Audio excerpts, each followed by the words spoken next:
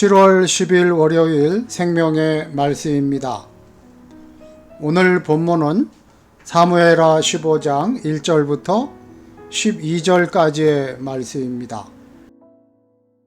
그 후에 압살롬이 자기를 위하여 병거와 말들을 준비하고 호위병 50명을 그 앞에 세우니라.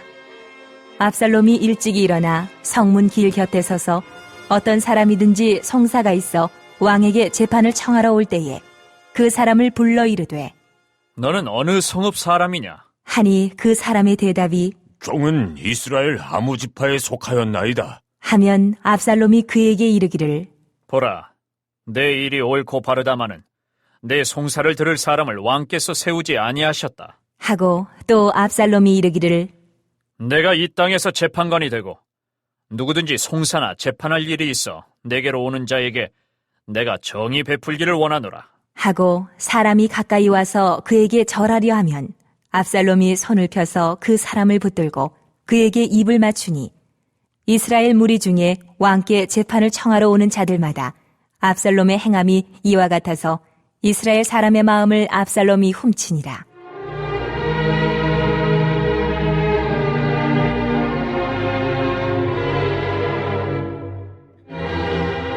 (4년) 만에 압살롬이 왕께 아뢰되 내가 여호와께 서원한 것이 있사오니 청하건대 내가 헤브론에 가서 그 서원을 이루게 하소서. 당신의 종이 아람 구술에 있을 때에 서원하기를 만일 여호와께서 반드시 나를 예루살렘으로 돌아가게 하시면 내가 여호와를 섬기리이다 하였나이다. 왕이 그에게 이르되 평안히 가라. 하니 그가 일어나 헤브론으로 가니라. 이에 압살롬이 정탐을 이스라엘 모든 지파 가운데에 두루 보내 이르기를 너희는 나팔 소리를 듣거든 곧 말하기를 압살롬이 헤브론에서 왕이 되었다 하라. 하니라. 그때 청함을 받은 200명이 압살롬과 함께 예루살렘에서부터 헤브론으로 내려갔으니 그들은 압살롬이 꾸민 그 모든 일을 알지 못하고 그저 따라가기만 한 사람들이라.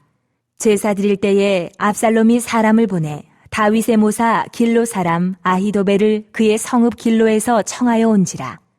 반역하는 일이 커가매 압살롬에게로 돌아오는 백성이 많아지니라.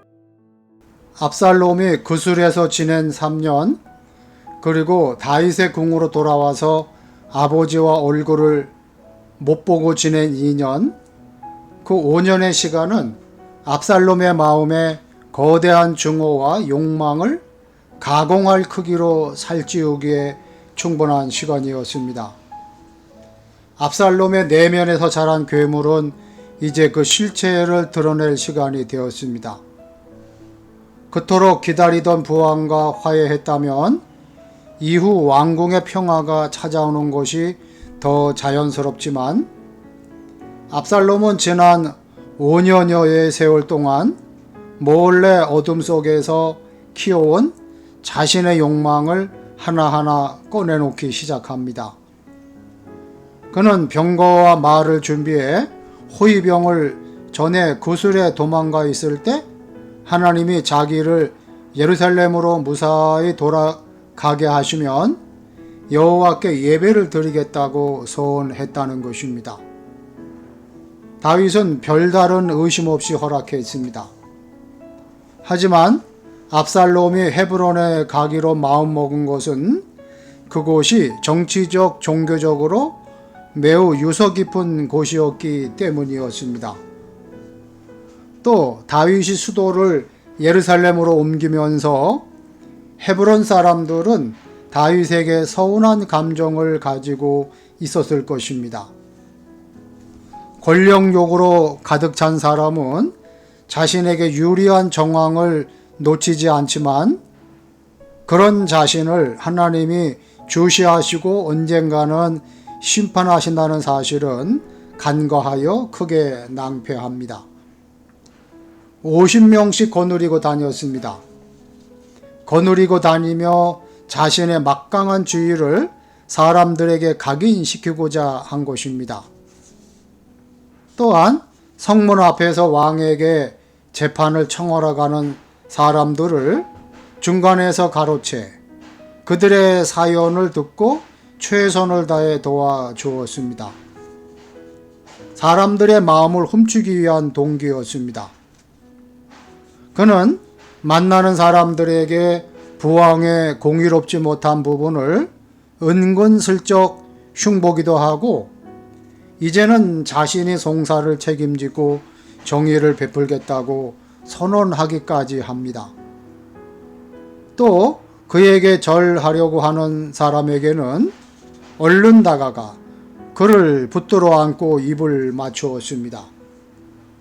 권위적이지 않은 젊은 왕자가 모든 사람을 위한다니 다윗에게 향했던 사람들의 마음이 이제는 압살롬에게로 향하기 시작을 했습니다. 가식과 위선으로 쌓아올린 권위는 머지않아 그 추악한 실체를 드러내게 마련입니다. 사람들의 마음을 하나하나 훔친 지 4년이란 시간이 흘렀습니다. 이제 충분히 세력을 모았다고 판단했던 것일까요? 압살롬은 다윗에게 헤브론으로 가게 해달라고 청을 합니다. 압살롬은 각 지파에 정탐을 보내며 나팔 소리가 들리면 압살롬이 왕이 되었다 하라는 메시지를 전합니다. 노골적인 반란을 지시한 것입니다.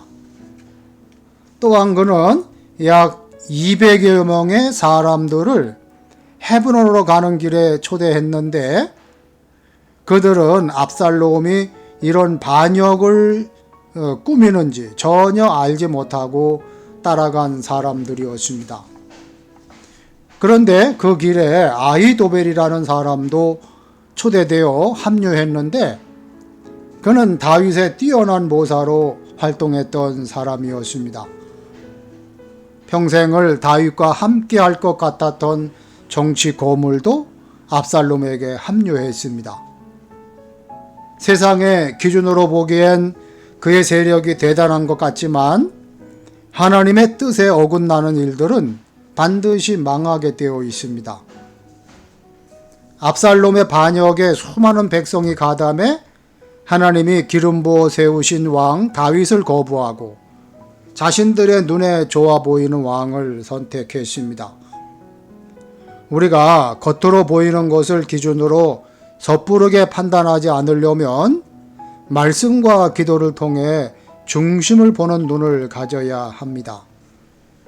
우리 성남교회 성도들은 겉모습이 아니라 진실한 내면을 보고 하나님의 뜻을 물을 수 있는 성도 여러분 되시기를 주님의 이름으로 축복합니다. 아멘.